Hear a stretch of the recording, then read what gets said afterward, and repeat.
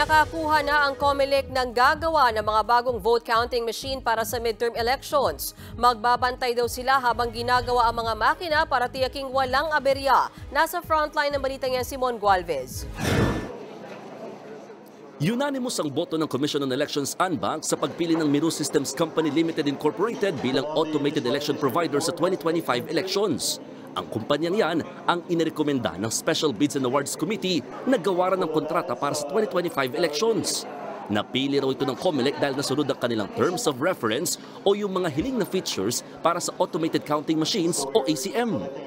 Ibig sabihin, ang makina ay ginawa base sa kung ano ang kagustuhan ng COMELEC, hindi kung ano yung kagustuhan ng supplier.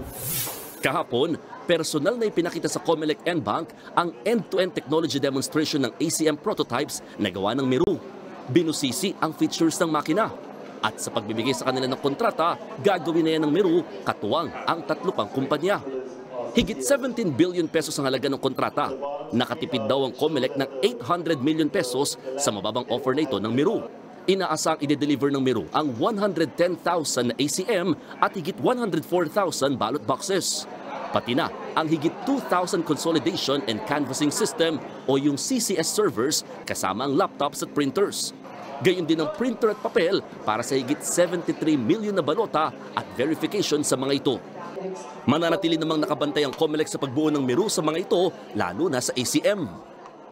Madami po kasi dyan kung ano yung pinakita sa demo, maayos. Pero nung dinideliver na iba. So gusto naman natin kung ano nakita natin sa demo na maayos at pagkatapos yung mga konting adjustment na dapat nilang i-adjust o ayusin, ay makikita natin.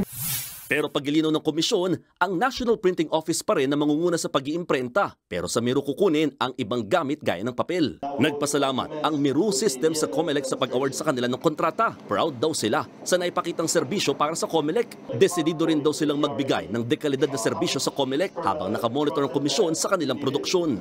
Dadaan naman sa contract negotiation ng COMELEC at Miru System sa mga susunod na buwan. Diyan mas lilinawin ang requirements ng komisyon sa kontrata bago maglabas ng notice to proceed sa paggawa ng mga makina. Nagbabalita mula sa frontline, Mon Gualvez, News 5. Mga kapatid, may Los Baños po. Huwag magpahuli sa mga balita at impormasyong dapat ninyong malaman. Para sa mas malawak na balitaan at diskusyon, mag-follow at mag-subscribe sa social media pages ng News 5.